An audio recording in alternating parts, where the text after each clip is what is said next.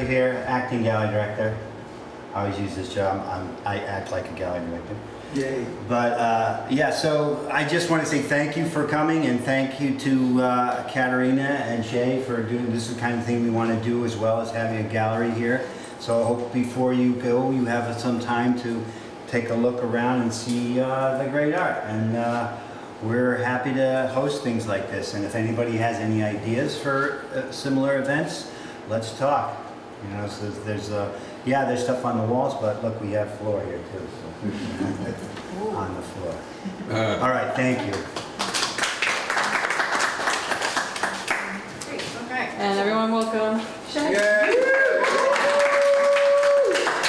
Thank you. I like standing up. Wow, what a really great room. Thank you everyone. There's so much wisdom in this space, so I'm excited to talk to all of you and hear your experiences, what does making money as an artist mean to you, what it doesn't mean to you, and then kind of also get into the specifics of Rhode Island, maybe. So the way that thank you Catalina for inviting me. I usually do workshops on finances for artists, so go pretty deep on nuts and bolts. But today, what we're gonna do is kind of like swim in the top and kind of see what are the questions and projects and work that people are holding at this time, and then really talk about this moment we're at, where how do artists make money in this moment, and also make money ethically. So that's kind of the space where we will be. I will present a few things, kind of just get the basics grounded with us, and then we'll just engage in conversation. Does that sound good? Yeah. Cool. And there's a couple of people here also that I've learned from, so I'm gonna put you on the spot at some point to share, if you consent to it. All right, so this will be like super light touch on this stuff. Something that I like to start these conversations with a grounding, because first off, we all come with different relationships to finances and to money. You know, I come from a very working class rural background in Puerto Rico. You know, my parents put me to school. 10 years, you know, in the past 15 years, I've been living here and building home. But you know, I bring kind of that working class aesthetic to the hustle that I'm going to share with you today.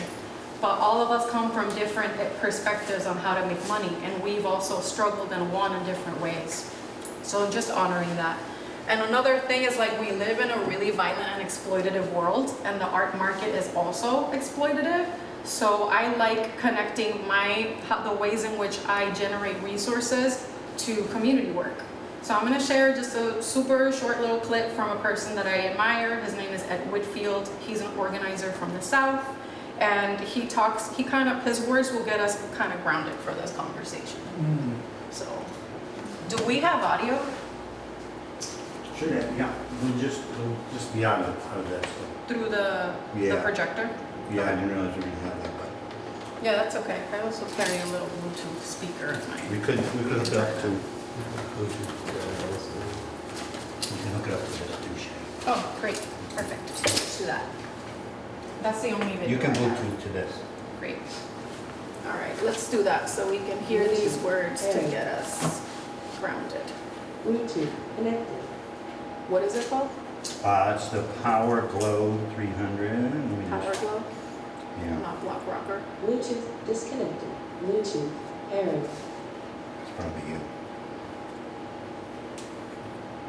I have so many in here. Yeah. Well, it's okay. We can do the projector. You want to do that? Yeah. Okay. It'll be really quiet. All right. So I met Ed Whitfield through the work of another important cultural organizer. His name is Carlton Turner. So, you know, kind of all these spaces like AS220, there are multiple spaces around the country that have built home and physical space for artists and worked in economic development for artists. So Ed Whitfield is a jazz musician and an organizer, and he works in the Fund for Democratic Communities. Let's see if we can hear this. Actually, that's loud enough. You can hear. The capital system that we all have No. grown up in is one that You just sound like he's a quiet. Yeah, let's see.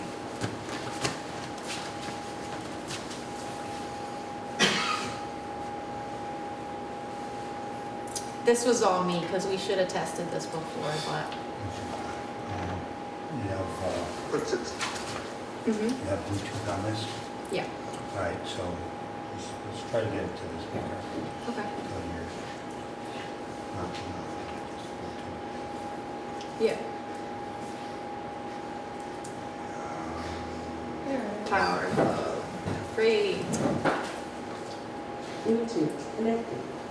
All right. Let's do this.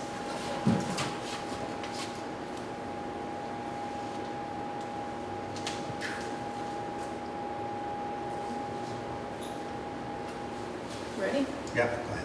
Let's try it. So let's see.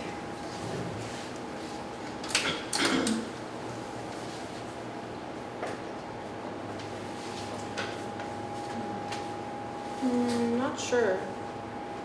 Hold on.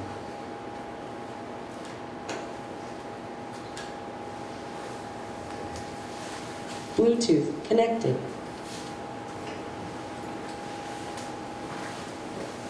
Is the volume up on your computer?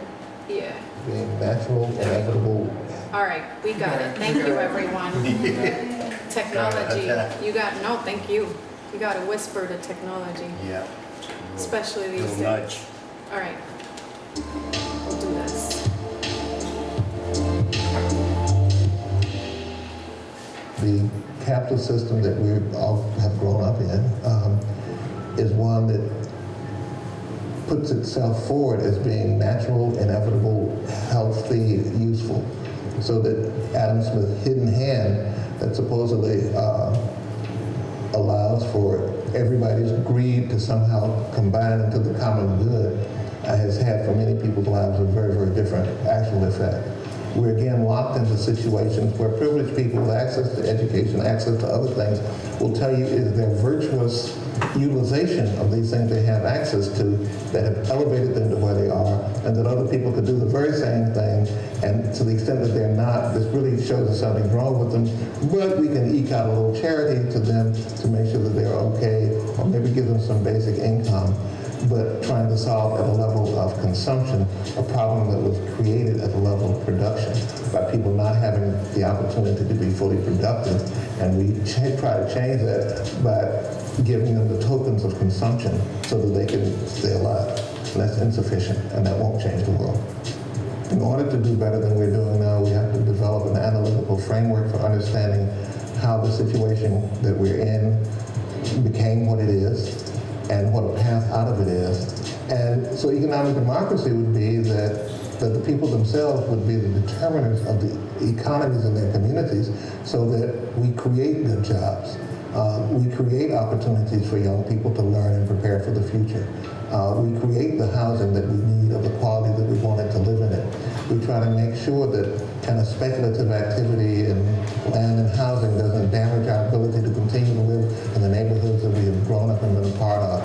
So these are the kinds of things that economic democracy would afford an opportunity for people to themselves be a part of constructing the solutions, the creative solutions that need to be created.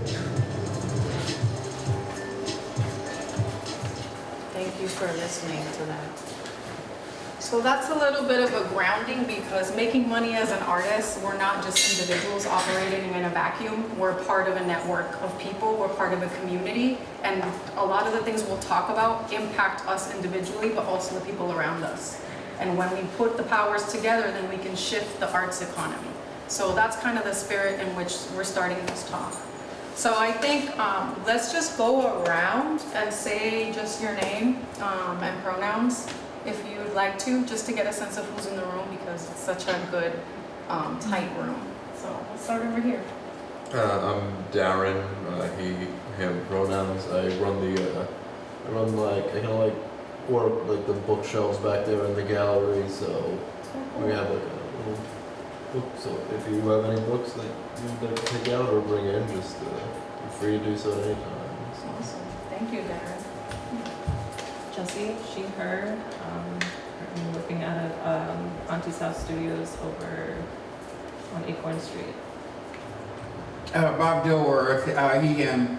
I am a local artist, retired from URI. It seems like I always have to say that. I don't know why. But But you know, just as a little background, I'm not going to say much.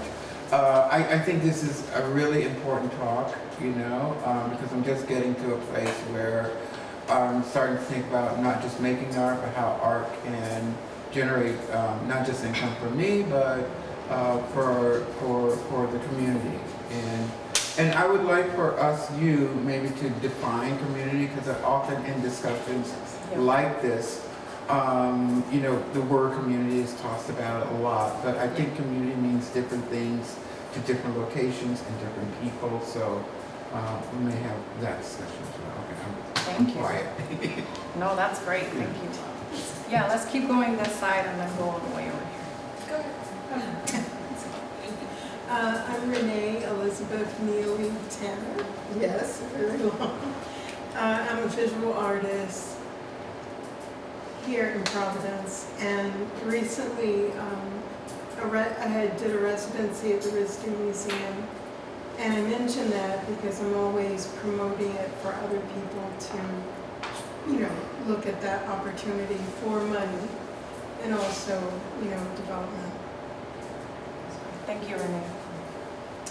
I am Ruchika, she, her pronouns. I'm a book artist and designer. I also teach at RISD. Thank you, Shika. Susan Clausen, she, her, artist, and I still work, and I'm retired. Yeah, you do. I'm an artist and a musician. Yeah, Bert Quaker, I'm a performing artist and a visual artist. Thank you, Bert. Chris Roberts, English pronouns, educator, writer, teacher at RISD, but also do a bunch of other stuff, and a lot more. Thank you, Dr. Roberts. I am Shirley, she, her, hers.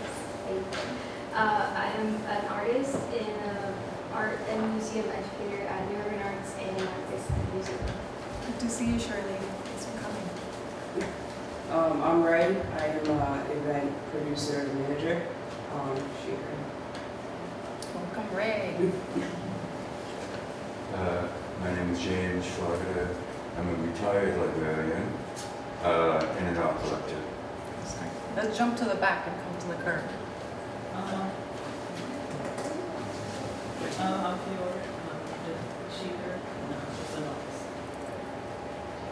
My name is Ciara, she, her, I'm a marketing designer and visual artist. Welcome. I am Jim. I am not an artist, but my partner is. That's great. We need that support. Me? Oh, Terrell, he, him, data scientist and software engineer, and also a grad student. And I'm here just I'm interested. Welcome. Yeah. Jide, full name Ola Jide Adeleke. I'm a artist, mixed media, special education currently, and I am here because I saw the opportunity and wanted to learn. Awesome. Welcome. My name is Rachel. I work at an education nonprofit. I'm from Providence, and I'm a photographer. My name's Yahaira. I'm a director at New Urban Arts, also Hey. and a writer. Welcome to Haida. Hi, my name is Cece, she, her pronouns. I'm a visual artist, designer, and I also DJ sometimes. Yes, Sissy. Cool. Well, thank you, everyone. So I'm Shey Rios, and this is a little bit about me. That's me with a machete. I like machetes. So I'm originally, some of you know me, you know this spiel. I'm also meeting a lot of new community here.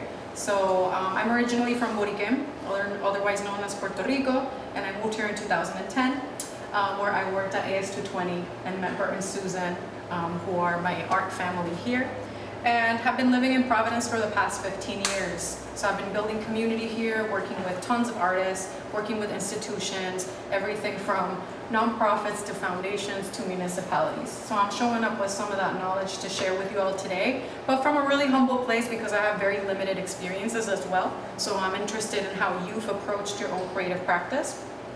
And I'll tell you about my creative practice in a little bit, but my approach is I do a lot of community projects, so a lot of social work.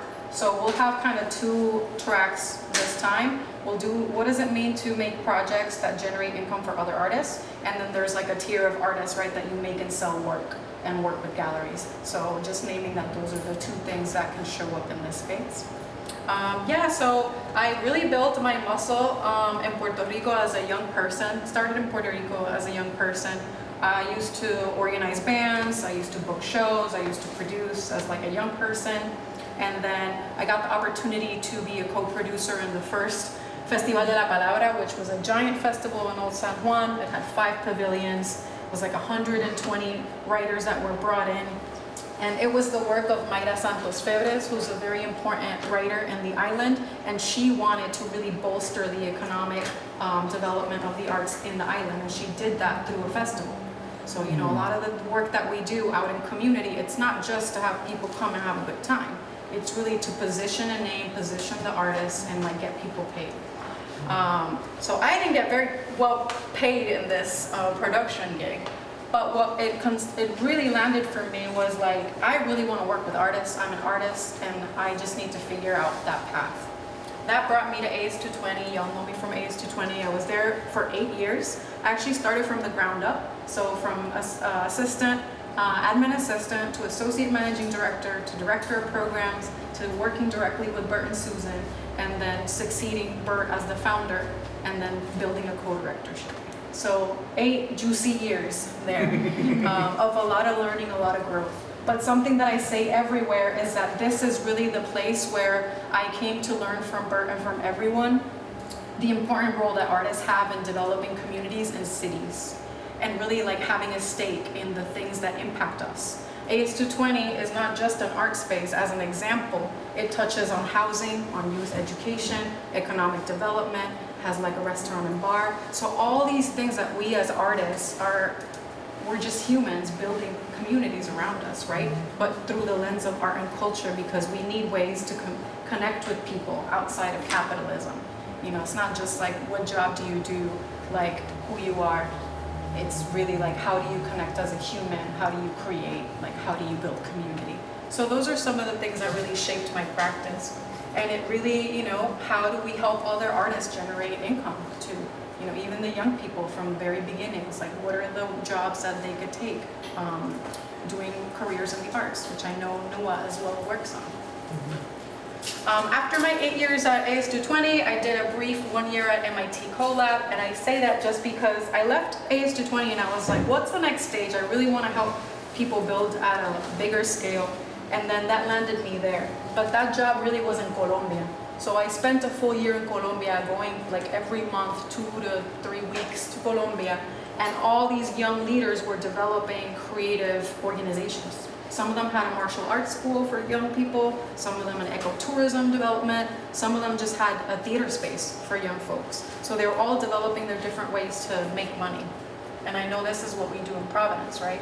So learned a lot there. And right now I come to you just as an independent practitioner under Studio Loba with Contado Arts tonight, so thank you.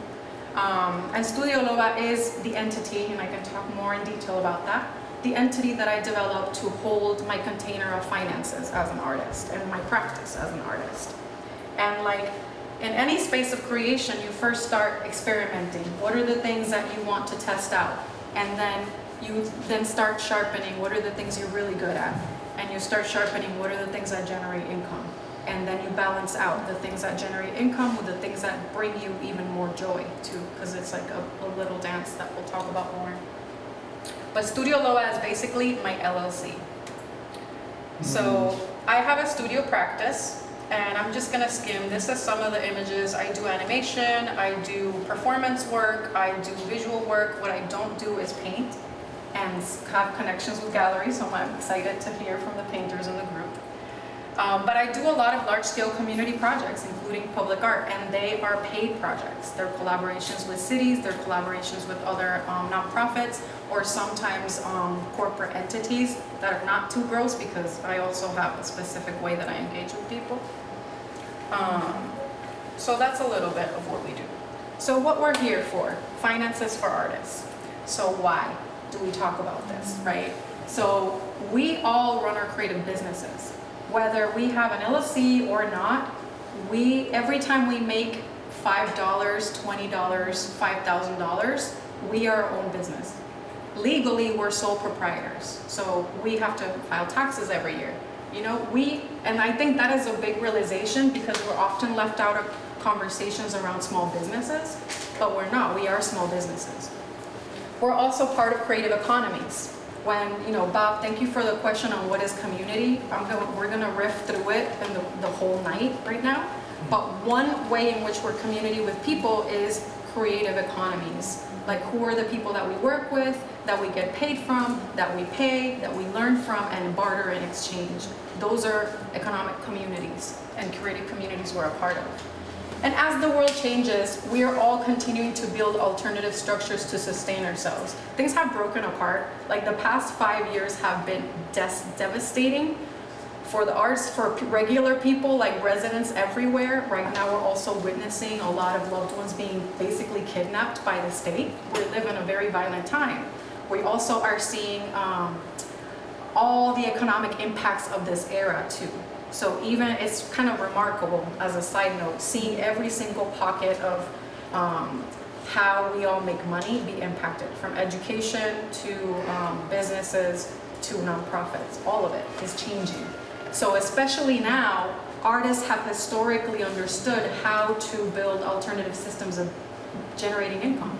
And not just income, because it's not just money. It's just exchanging resources and creating networks of community support and solidarity.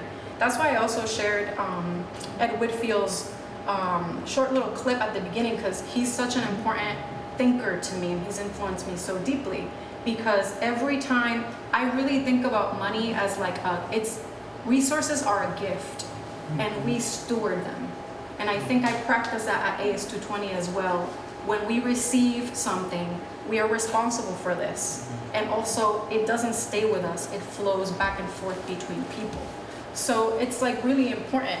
And artists, I feel like, have done that in the best ways, have always innovated because of many different reasons. We've been in political upheaval, we've been in financial uncertainty, and we're just also very creative, and we have different ways to engage with people.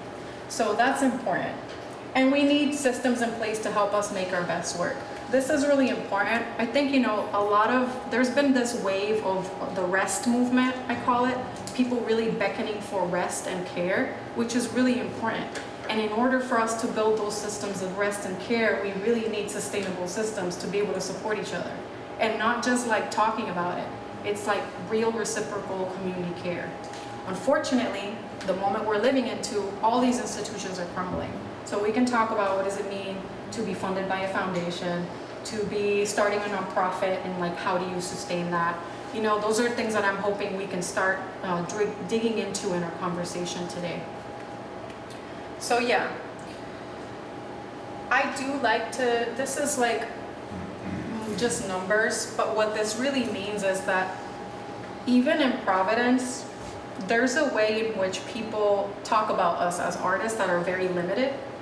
The Tourism Council, Rhode Island Foundation, all these places, they try to articulate us as the arts are important because, wait a second, how many hotels are full, how many restaurants are, you know, supported, and it's always like arts as a means toward generating income for other people.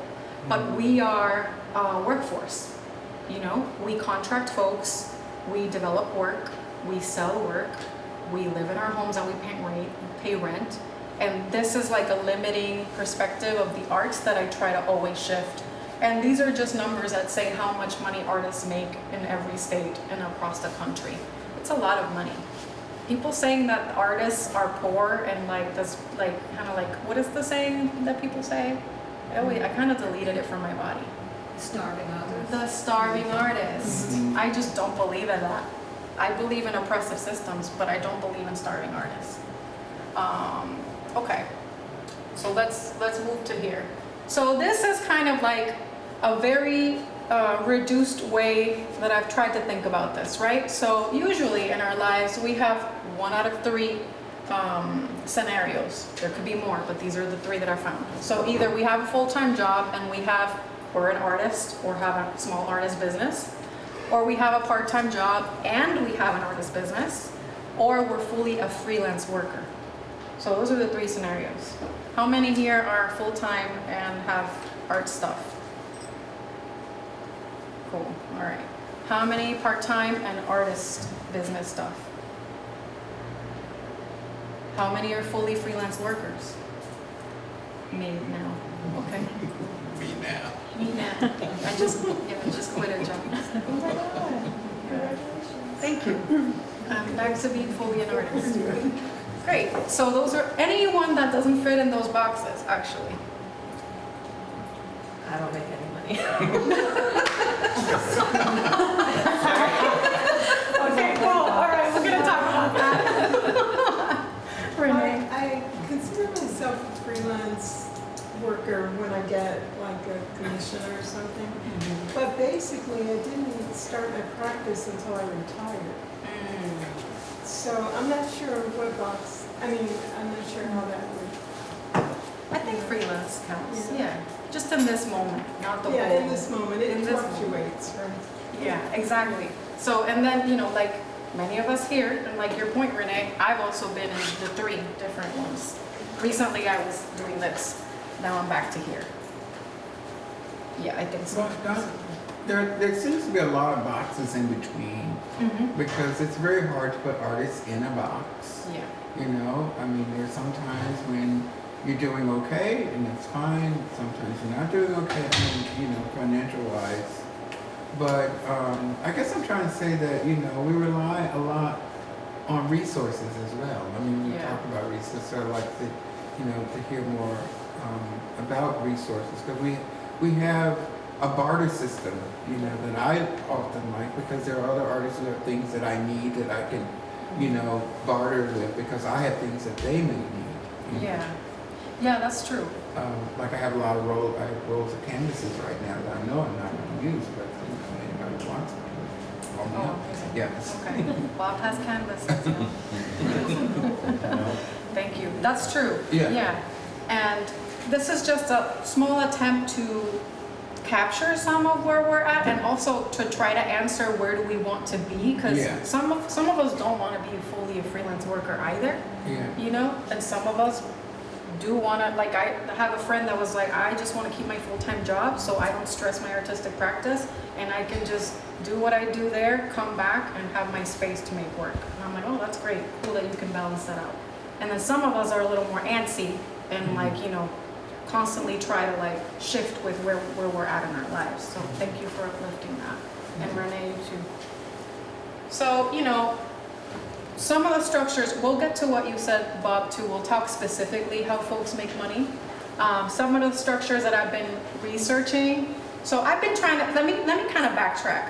When I quit all my jobs in 2020, right at the pandemic, I started to really start looking like, do I want to have my own company?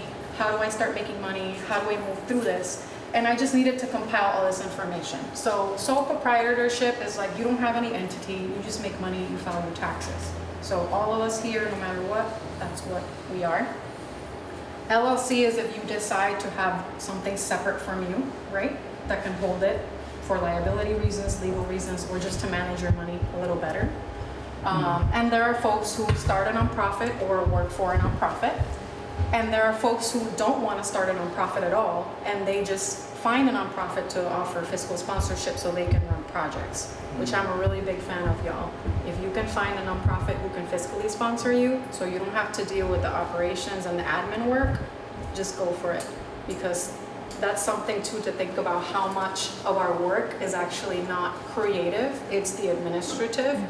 And that's something really important to figure out when you're trying to think how to make money. You want to try to really almost something I would like to see is more bartering of these services in Rhode Island, where like maybe a bunch of us go in and like pay a bookkeeper together, you know, so that we don't have to like struggle with that. Maybe a bunch of us go out and pay for a grant writer, so they can just, you know, hold our space like that. And we're like, there's so much work that we do that is replicated among everyone, and it's better for just you have your creative space and then share those things with other people. So that was something I'm spiraling around in my neurospicy brain right now, but that is something that I really hope, you know, groups like this today, or you and your own circle of folks can think through. Even this gallery space that Richard, you're running, it's like a space now that can support multiple artists. But yeah, so, and then there's the cooperative move, like actually formalizing a cooperative. These don't need to be formalized. It could just be barter systems like Bob said, just like informal. So, okay, we're gonna move through here. So generally, these are the three that I've experimented. So sole proprietorship, I moved to have an LLC, and then I have friends with nonprofits that can potentially serve as fiscal sponsorship. Do people know what fiscal sponsorship is? No? Okay, cool. So every nonprofit is basically a public entity. Their goal is to serve the public. People say, oh, nonprofits don't make income. They do. But the purpose of the income is to serve their mission. But nonprofits can also serve to hold your funds and to help you apply for grants and do all the admin work. They charge generally between 3 to 5% for that service, but you can literally go to a nonprofit and ask them to be your fiscal sponsor, to manage the funds for you, and they cut checks for you. Is that clear? Okay. So, for example, I ran a big public art project and I got $15,000 from the Department of Health and ACT combined.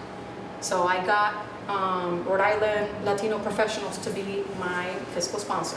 So they received the money, they had my budget, and every time I paid people, they cut checks for us, and also they kept the tax hit, and I only paid taxes on my income. Following you? And that's good because also when you're at a different scale and you're paying everyone directly, you have to pay taxes for people. But I'll talk about that later. Shey, can I mention something like that? And in some grants, they require that it goes through a 501c3. That's right. Yep, so some grants, like Bert said, require you to go to a 501c, to have a 501c3, because it's kind of like the blessing of like, these folks have operational structure and we're okay to give them money. And also, here in Rhode Island, you have to kind of check, because if you have a project and you're gonna apply for a grant, but your fiscal sponsor, let's say my fiscal sponsor will be the Puerto Rican Institute for Arts, but they also apply for RISCA. RISCA is not going to accept a grant from both, for example. So you always have to check with your fiscal sponsor, can I apply to this? Are you applying to? Because otherwise it's the same organization applying for multiple funds. This is more like nuts and bolts stuff.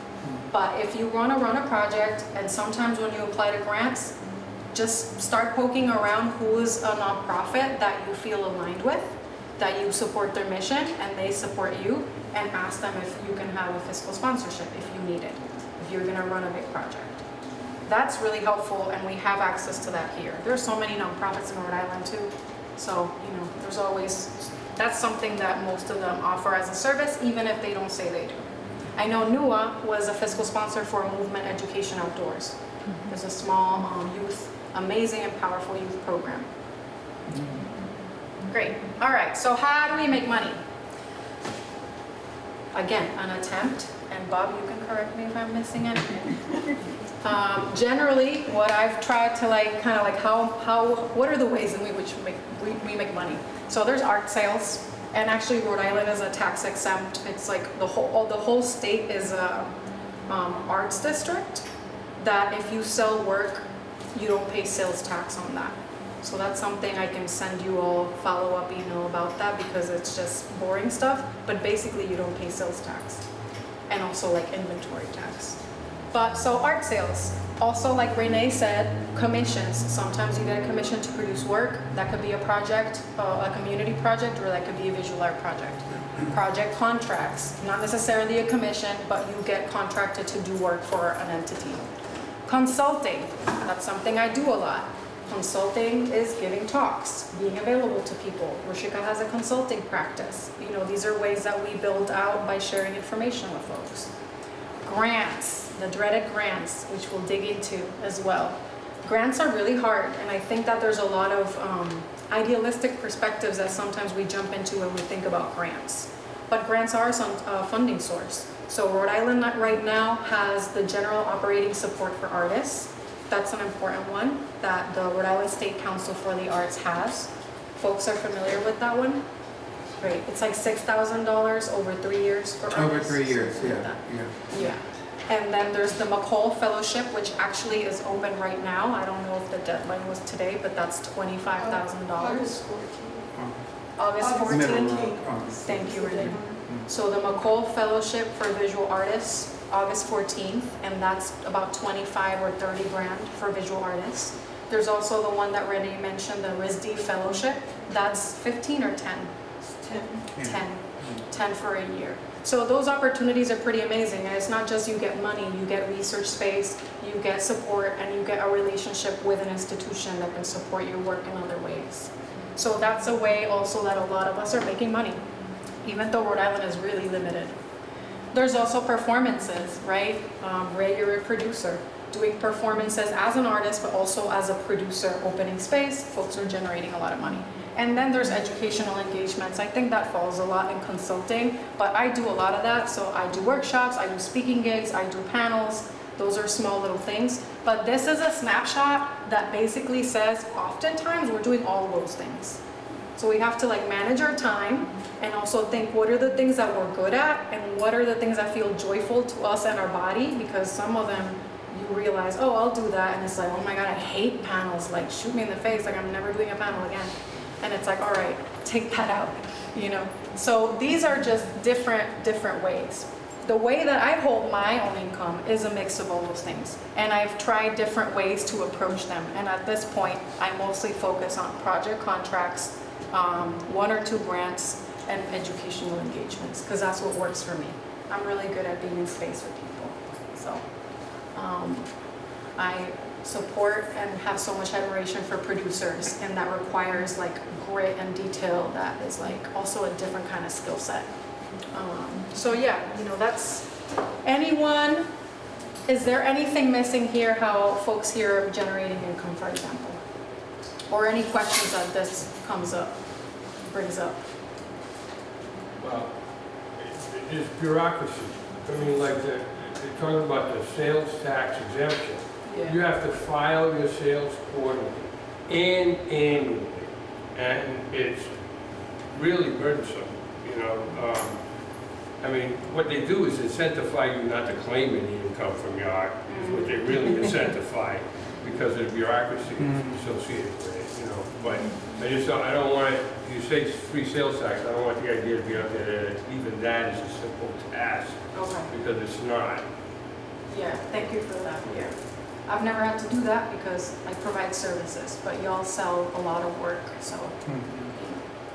I also think it's important to recognize that there are ways to kind of creatively play in the spaces between some of these categories that you've put down, because I remember I'm constantly trying to find new ways to monetize the things that I do. And so, for example, I create like single edition books, which is very difficult to share with people because there's only one of it. But I also want people to read them, and so I was trying out doing like paid reading sessions, like private reading sessions, where people, you know, kind of they buy a ticket to it, and it's kind of a cross between renting a library book versus buying a museum ticket, and somewhere in that space in between, but it doesn't quite fall under, I mean, it's kind of in the space of a workshop or kind of in the space of like an art sale, but not quite any of those things. And so I think it's interesting to see how to mix and match some of these or to play in the spaces in between them. Yeah, I really love your practice too, and we can talk more because the documentation piece, similar, like when you create a thing, what Rishika does in her practice is like, what are the different ways I can still generate more from a specific project? And that's another thing, because we don't have to be producing things that are new all the time. And like the documentation, like you said, like how does that generate passive income too? Like if you teach a class, then how do you create that as something that you can generate passive income? Or like you said, it's like you create a book, but you create videos and other kinds of materials. So thank you for that. Cool, all right, good move through. So, and then the other thing I started collecting to drop into this space too is like, how are the ways that, like who pays us? You know, obviously it's just like a question for all of us, but what I've seen, right, either art collectors, which is not here, or networks of other artists commissioning you to create work or buying your work or commissioning you for service in a project, nonprofits and community organizations, do pay artists. Municipalities and city departments often contract artists. It's not necessarily very public, but poking around you find opportunities that are actually pretty well paid. Foundations, universities, conferences is actually a really good one that a lot of folks don't tap into. Like hitting up conferences, they generally provide stipends and pay projects for artists because they're just convening people and they need experiences. And y'all are basically programmers. You're offering experiences and art to the spaces so you can connect with conferences when they're in town. And for-profit firms, I put them there because some of the ones that I feel are generative are either architecture firms or kind of along those lines. Everyone else is not really productive or helpful.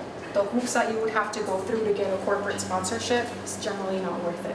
Usually you could just go to like direct people and make an ask to support your project, and it's usually a lot better that way than to ask for a corporate sponsorship. So I dropped a lot of things, but let me kind of reframe, and so we can just open it up and start talking. We can shut down the projector and just like have space. So, you know, these are just some of the basic things that are already percolating in our heads, hopefully. And we're having a shared practice space in this specific space. I want us to talk about your specific work, what has worked, what hasn't, and then kind of treat this as a workshop session, like offer some, you know, insights from each other. And then the other thing, there's a couple of additional things that came up. This documentation piece, it'd be great to really think about that. I really like your perspective, Rushika. Rushika kind of changed my perspective on documentation. Instead of thinking about it as a chore, it's as another creative practice to get your work out there and engaging with people. So I welcome you to speak if you would like. And then the other thing that I'm going to share some resources after is specifically how you market your work, like how you create a portfolio that you can send out to folks. Because the easier you make it for other people to engage with your work, the more compelling and the more access you'll have to opportunities. Sometimes I'm an artist like all of you. I'm a brat. Sometimes I don't want to do anything. Sometimes I don't want to tap dance for folks. It's ridiculous. I hate grants. I hate writing them. I hate foundations. I'm a total hater. But also, what I do really like is my art and my community, and I really love other artists, so I like talking about other people's work, and I like finding opportunities. But one of the things that I found, if you put together like a 3-pager of your work, that is like 50% of your work already done, because whenever an opportunity comes through, that is already there, and curators actually use that often to select artists, select work. So that's something we can talk about too, how to make your little package just ready for when you hit up people, when people ask you about your work and they just have a way to follow. So many artists I know, their work is so amazing and there's absolutely no way to buy accessible work of theirs online. You know, there's like, it's incredible. And then with work like painting that is like very unique, and you know, the ways y'all have developed smaller scale, more accessible ways as well to complement the bigger works. Like Bert, you've done like puzzles, you've done so many things that are just beautiful, accessible art forms, prints too. And then there's the original work, which costs a lot more money because it's an original, right? And then artists who do print editions, right? But, so I've thrown a lot for us to percolate. Yeah. This may or may not fit within your conversation here, but yeah. I feel that it is important to mention that it's often important for us to call our senators and our representatives, especially when it comes to advocating for either sustained funding or more funding for the arts. And you might say, oh, my call isn't important, but your call really is important. Your contact with your senator, your representative is important because that money that comes to Rhode Island, either from the federal government or wherever it comes from, is important to sustain you know, the funding, the grants that we talked about here. Yeah, absolutely. So, so anyway, just want to say that. Yeah, but I second that. So Yeah. what Bob just said is super important on multiple levels, not only because of all the things that we should be advocating for in our communities, but because it does make a difference in the budget cuts. Yeah. And the budget cuts means money that goes to the Rhode Island State Council for the Arts, and at the city level, it goes to the Department of Art, Culture, and Tourism. Right, yeah, So- that's the act, yeah. Exactly, and they get budget cuts all the time, and especially in this government administration. And those are direct grants to artists, oftentimes, you Yeah. know? There's a lot of talk around like supporting arts organizations, which is super important, but also all of us artists who are workers, whether we work in a nonprofit or not, we, you know, are impacted by those things. So definitely get to know who your counselors are, bother the hell out of them. Yeah, make noise. absolutely, yeah. And there's an Yeah. art day that happens generally. Mhm. So Rhode Island State Council for the Arts usually organizes people to show up at the State House Yeah. and advocate. Mhm. And it's not just because Trinity needs buses to bring kids to see a play. It's because artists need, you know, housing, healthcare. We need like stuff that people need. You know, we're residents just because we just make it a different way. Thank you. Yeah. Cool. Any specific questions, and then I'll call in like folks based on like some of the topics that have come up. Anything that's burning in your mind right now, or that you're moving through and you're like, wow, you know, I still haven't figured this out. Like I'm running this project, or I have this addition of works, and I have no idea how to approach it. It's every day. Tell us about it, Richard. Well, I mean, having a practice, you know, a fine arts practice of my own, as well as doing, you know, curating shows in here, and having, you know, having a family, you know, the financial burdens are a constant thing, and so we always try to find new ways to make ends meet. I feel like I've been fortunate, but you know, I say that mostly, my original comment in jest mostly, but it's a real thing. I mean, I haven't had a real job since 1989. I think. I started nonprofits. I've curated galleries. I've done commission work. I've sold work. I've given away work. And I don't even know what all I've done. But I have a house, 2 cars, a 20-something-year-old in college. My wife works a real job, so there's a big thing there. But I've thank you for all the things you're saying and all the things you're bringing up, because it's, whether we consciously think about it at all or not. I mean, I probably find myself not consciously thinking about it a lot, but it's always around. It's the reality, you know. Yeah. Like I said I haven't had a job since 1989. I've also been broke since 1989, really. But although I do have a house, I'm happy for that. Yeah. I'm kind of rambling, but No, I think that's good because like you've done various different things and you've been able to shift your practice. I mean, Yeah. you do have a house and you have the things that you need, which Yeah. is super important. And it's like, that's another thing that I've also learned. It's like not about making a ton of money, but Right. just making sure that your resources are covered. But it is hard, and it's hard in Rhode Island. Like we don't really have a gallery network here that's like very supportive. You know, a lot of folks go on and off in New York. I think maybe P-Town has a little more. I'm not really sure how much money gets made by artists in P-Town. But you know, Rhode Island, it is hard. I think that there's been a lot of work that has been done. Like things are a little better, but they're still pretty hard because there's no cohesive infrastructure for artists to make work. Can I also just add, Richard, that maybe it's a shift in our attitude about what's real and what's not real.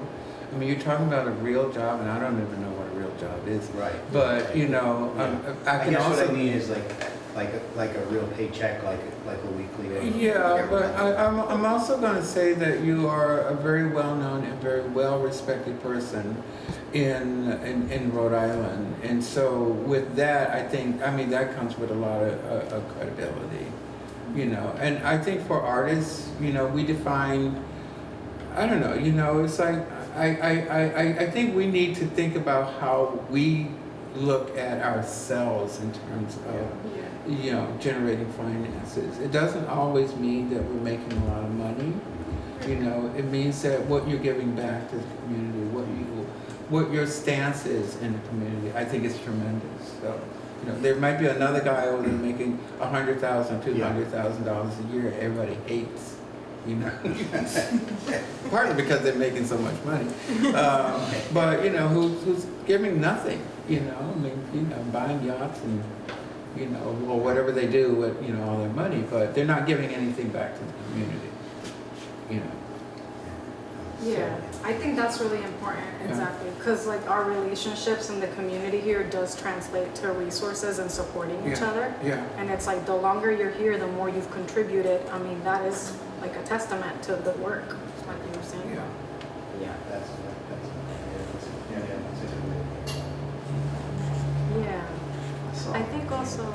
I saw a meme that we are the job, and like there's a sun around the person who's like being asked what is your job. You are the job, so like as long as like you're working on yourself, like I think you're fine. And like he says, he's well known and doing good work here. Like this is a new gallery. I got to visit on an off day. Like with, I like to be by myself, but I'd love to talk to you more, like just see what's happening behind the scenes. Yeah, like you're a resource in the community, and many of us here are, you know, and that's so true. I just, I also I just love what you said too, because I did leave a job recently, and I was like, I have no job, but I do have a job. I'm an artist, and I do make, you know, work. So it's like you said, it's respecting ourselves and our value, you know. And also to the value point too, so many people want us to do labor for them for free, or to donate work for free. Yes. So please don't, unless it's a barter. You know, something that's really important is like if somebody asks for your work, ask for reciprocity. Yes. You know, I'm not trying to be, like I said, I'm not into capitalism, but I'm into us making money. You know, and it's okay to have, you know, value your work and people to value your time. And if you, the more, like I tell people this in other spaces, like if we accept giving people our free labor, we're not just doing it for us, we're impacting all the rest of the other people who are trying to make money as well. And you know, also being transparent with how much you make with stuff. For example, with workshops, I'm like, tell you right now, I mean, not for Contado, I'm doing this totally separate.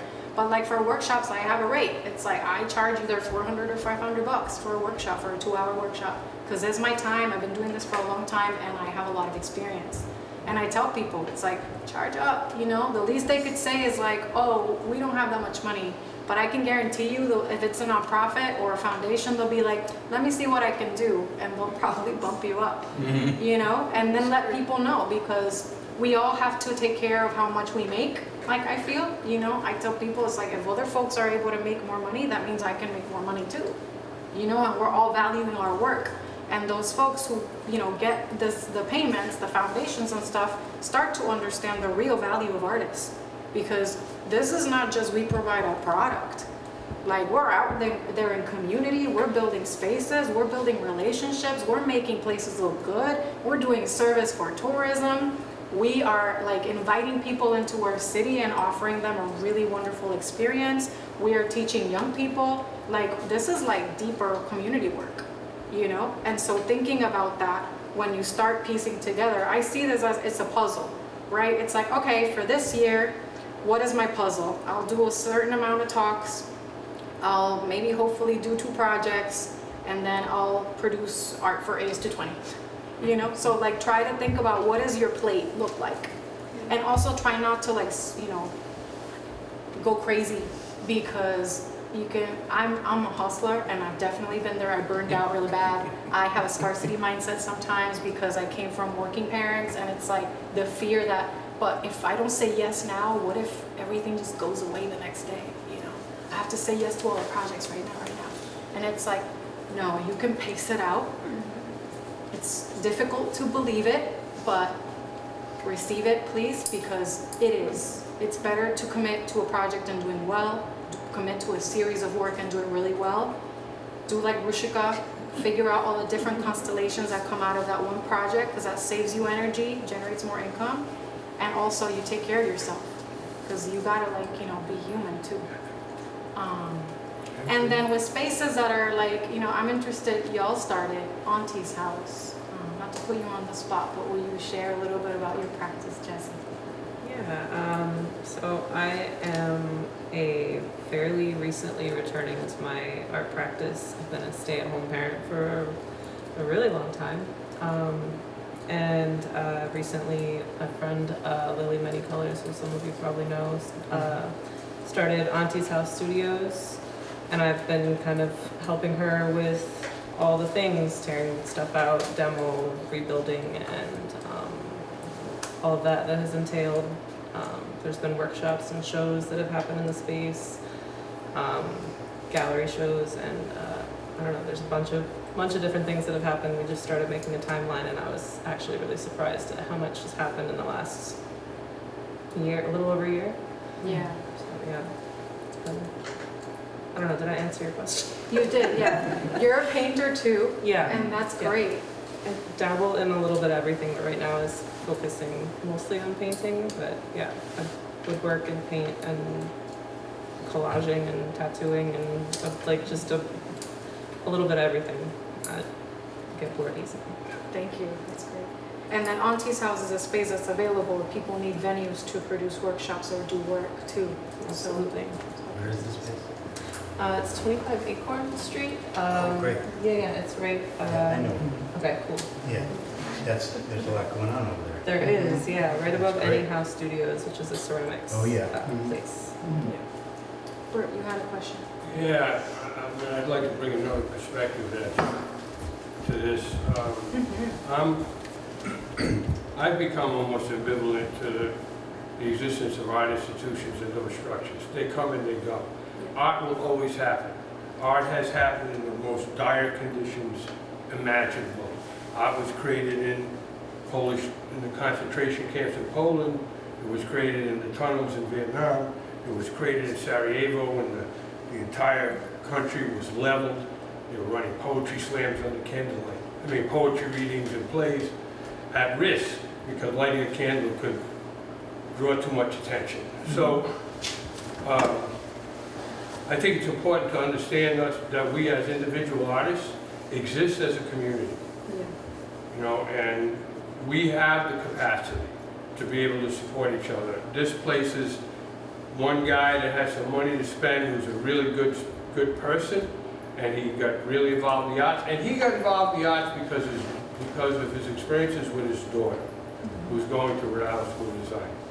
And with the help of this community, Richard being a primary person in that, he built this. He couldn't have done it without us, and he wouldn't have known where to start, and he is just so thrilled by how the community came together to create this space that he just keeps investing more and more in it as a result, because of the feelings that he gets from it.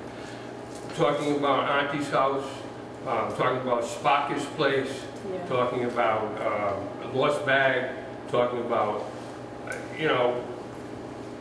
ASU20 has become a huge institution, but it started like that. It started in an illegal loft space. We were living there without heat, So art will happen, and to put some kind of reliance on institutions, to me, is a sort of a lost leader. It's a false thing.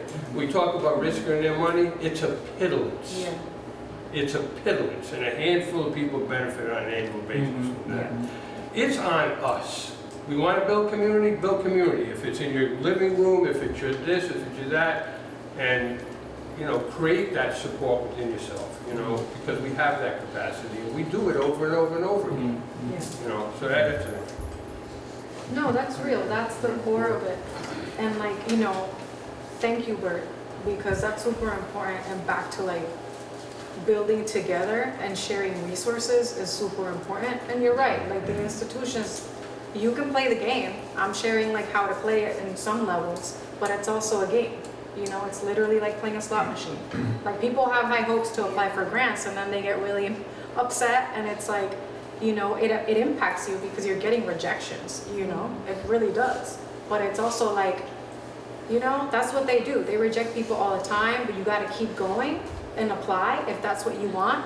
What I've done at this point is just you only go for things that actually feel good to you, you know, and go hard on them. But like Bert said, you know, it's really about building our community around us. It's like how we grow as an artist is because we have access to folks who have built things from a long time ago that are still standing strong. And also because we have people around us that are coming up with new ideas and new ways to make work.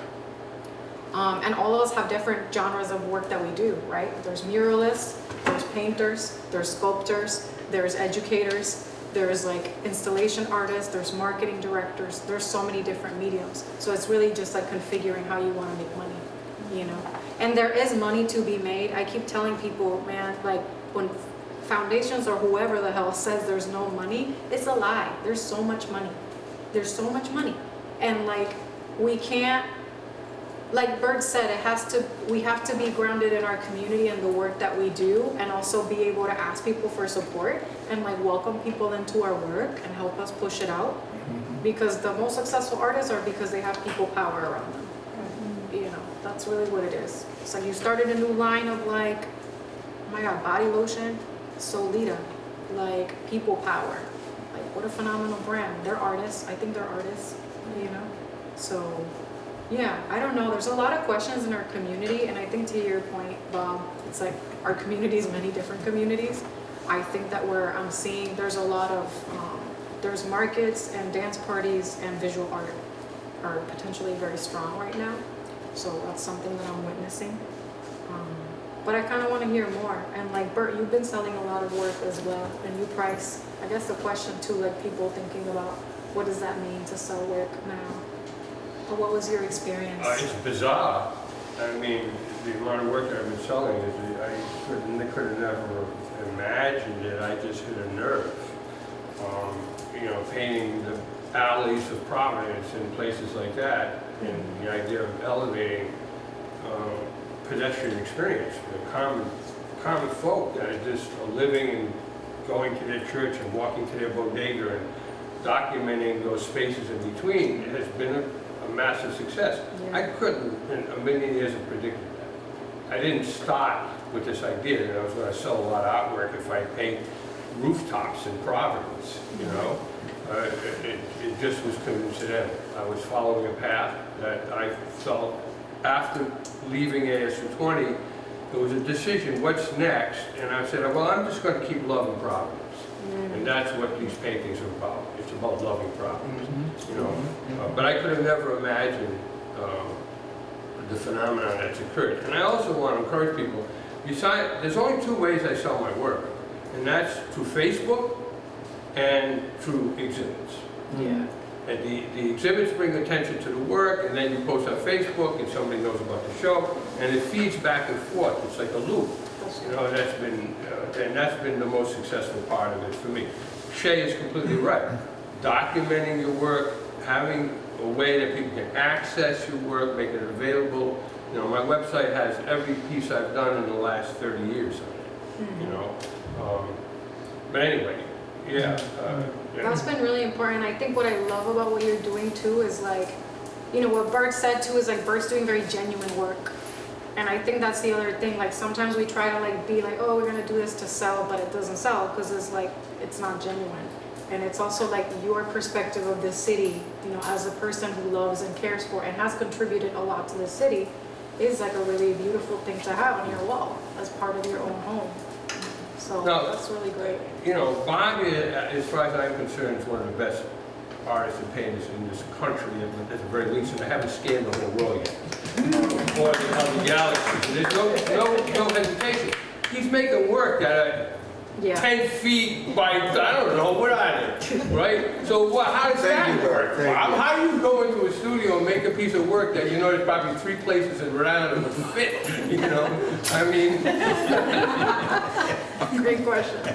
Thanks, Bert. Thank you for that. I'm serious about that, though. I think about you all the time in regards to the commitment that you make to your work, and like, God only knows where it's going to end up. I mean, hopefully in the Metropolitan Museum of Art, but... That's fingers crossed. But anyway. Would you like to share a little bit about your experience, and then Renee, I know you have something to share. Well, you know, I'm really more interested in what you just said, and that is, people. Bert, thank you. I want to say thank you, and the feeling is mutual. I love your series on Providence. I absolutely just. I think it is phenomenal. They are phenomenal. But I wanted to say this, and I think it's important because I'm just learning how to connect with people to help, you know. Yeah. I mean, really reaching out and just say, I need help, you know. Because you do, and you know, often I'm in my studio by myself creating, and that's okay, you know, on a certain level. But I don't think you really can excel in your practice until you know how to work with people who can help you, you know, reach whatever level you're trying to reach. And that is, you know, folks who can come by and help you either. I mean, I just got my studio organized and clean. I just, you know, I feel like walking into a whole new space and not tripping over stuff. But that made a real big difference in not just, you know, my attitude, but also in, you know, just working, you know, just being in the studio to work. And I'm just saying that because, you know, I have someone who's coming by, you know, and I, you know, pay that person a little fee, and this is where the grant from the artist support grant comes in, you know, where you can actually, I mean, you can hire people to come and help you do the work that you need to do. Yeah. And it's not just about that, but it's also making work that requires, well, when you make work, let me put it this way, when you make work that requires, you know, a lot of stages, you know, a lot of phases to it before you get to the final product, you know. You really need to have a lot of hands so that you can get there quicker, you know. So I think the whole idea, getting back to, you know, people power, you know, people helping you. I'm interpreting that to mean people helping you to get to where you want to go. But not just that, but you helping them as well, because it is reciprocal. Yeah, I love that, and I feel like that's like stuff where it's like, whenever I get a foot in the door somewhere, I ask, what are all the things you can offer me? Yeah. And like, sometimes we don't ask for what we need. Like one time, Brown University gave me $1,000. Oh, fellowship, whatever, $1,000. Great, awesome. Can you give me space? Can you give me somebody to photograph my work? Yeah. Can you give me, you know, just, but like you getting an institution to give you like 2 or 3 studio assistants. Yeah. You know, and then they manage them as well, so that that burden is a little bit, you know. And it makes all the difference in the world. I mean, honestly, it really does. I mean, it's like, oh, something that would have taken you 6 months or even a year to do, you can get it done in weeks, you know. And I mean, you really see progress. That's great. In a different way, Renee, did you want to share as well? Yeah. First, I wanted to say that everything I'm hearing from everyone is so much confirmation for my own practice. You know, that when you share, listening to people's challenges or their process is basically the way I learn in general. And I just want to limit myself to 2 things. It's been very recent for me that I feel like as artists, you said it earlier, you know, people assume, they assume our labor. You know, they see a finished product and they think, oh, you know, it didn't take that long to do that, or, you know, they don't think about all the things, all the mental and the physical things that go into making anything. And I think for myself, I've kind of become comfortable with knowing the value of my own work no matter if it sells or if it gets in an exhibit or wherever. And I had an experience recently that 2 paintings that I had done a couple of years ago, I never felt like they got a lot of recognition. And recently they were in 2 different exhibits. So I guess what I'm saying is sometimes it's not the right time. Yeah. You know, sometimes if you know the value of what you're doing, you're not so desperate. Yeah. You know what I mean? Because everyone's not going to hit on what you do. Yeah. You know, but if you know it's okay, then you're not going to be disappointed. That's right. And I just wanted to backtrack to a slide that you had when you were talking about grants. I recently applied for something, and you know, when they ask you that question, what will this do for me? You know, how is this going to help you? And I specifically, I didn't do this before, but I said, first of all, it's going to alleviate some of that stress, financial stress that stifles creativity. They don't think about that. You know what I mean? There's a process that you're supposed to answer, oh, well, this is going to help me research, maybe it'll help me travel, yeah, I'll get some art supplies. But what about the stress that we all go through that makes us unable to create anything because we're dipping into our food money or we're dipping into our savings, right? The last point I encourage people to put that in there because these organizations don't think that deeply about us. No.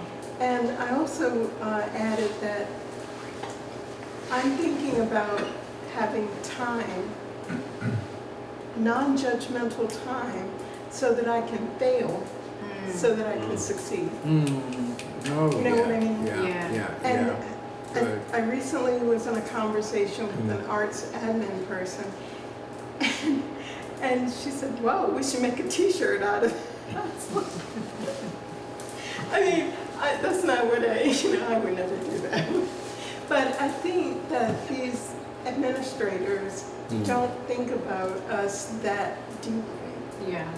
You know, they're giving money, but they kind of want you to spit back what they said. Yeah. You know what I mean? But the money is not just for the obvious things. It's to make your life a little bit better so you can actually create something. Yeah, that's true. And I love that because so time, you know, and also the thing that comes up for me about what you shared is that things take time, right? If sometimes you do have to take the time to build a new body of work. Yes. And you don't have to immediately go crazy trying to figure out how to produce, how to sell. Like you could take the space to build your body of work, and then like Bird said, something will click, something will happen. In whatever shape or form, maybe it does become something greater, or maybe it's just a stepping stone to something else. Now I remember like I talked to you about, I went through a really deep traumatic moment in my life, and then a practice emerged for me, which was annotating on gold. And I was taking all these old Renaissance books that were like just found books and ripping them apart and kind of doodling on top of these and graffitiing on top of these images. And then I remember Bert saying like, there's something there. I don't know what it is, but keep doing it. And I'm like, really? I'm just doing it for whatever. I don't care. He's like, no, keep doing it. And like, you know, there was a piece that I had that was canceled, that's censored by Providence College, and then that piece now has been making me money, ironically, because people are like, oh, can we feature it in our magazine? We'll give you a license of use for the image, or oh, we'll give you an exhibit. We want to talk about this. This was a piece that I made 2017, and it came back, like Renee, you said, out of nowhere, and then started, you know, being of interest and generating money in really surprising ways. But it was a practice that was healing me, that I just kept doing over the years, and it has grown. You know, I've developed a whole practice of annotating photographs, and I tell stories that way. But it is surprising. And then, like y'all have been talking about, there's just different ways to monetize the work. And again, it's just how the different ways to make money. It doesn't have to be gross. You know, you don't have to be supported by Textron. You could just sell your work. That's what we're here for. Yeah, whatever. Text me.